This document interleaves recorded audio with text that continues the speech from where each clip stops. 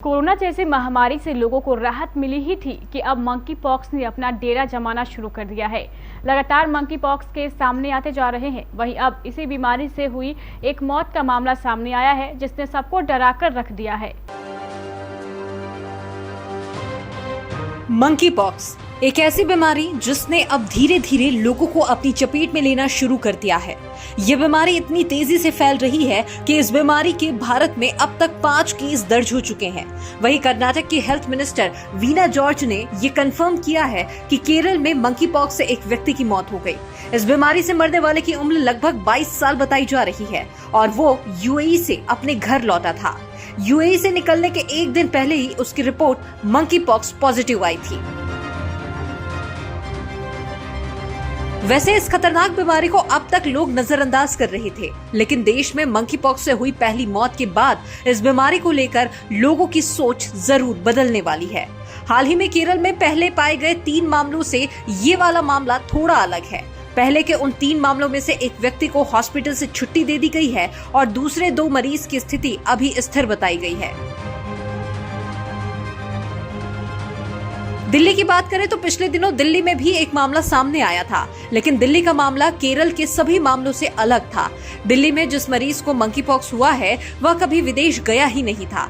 इस बीमारी से हुई कुल मौतों की बात करें तो दुनिया भर में मई के बाद 78 देशों में मंकी पॉक्स के लगभग 20,000 से ज्यादा मामले सामने आ चुके हैं। सबसे ज्यादा मौत अफ्रीका में हुई है। अफ्रीका में 75 से ज्यादा लोगों की मौत हो चुकी है। ब्राजील में 1 और स्पेन में 2 लोगों की मंकी पॉक्स के कारण मौत हुई।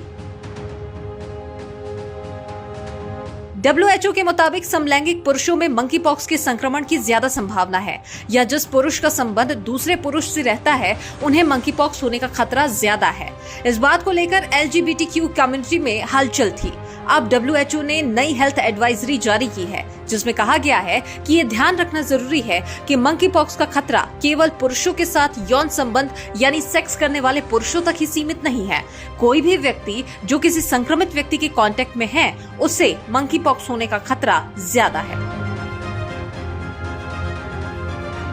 बाकी इस बीमारी के लक्षण की बात करें तो बुखार, शरीर में दर्द, ठंड लगना, थकान और सुस्ती, मांसपेशियों में दर्द, बुखार के समय बहुत ज्यादा खुजली वाले दाने का होना, चेहरे, हाथ और शरीर के बाकी हिस्सों पर चकत्ते और दाने पड़ जाना ही इस बीमारी के लक्षण हो सकते हैं। बाकी अगर ध्यान दिया जाए और सावधानी बरती जाए तो इस बीमारी को जरूर कंट्रोल में किया जा सकता है।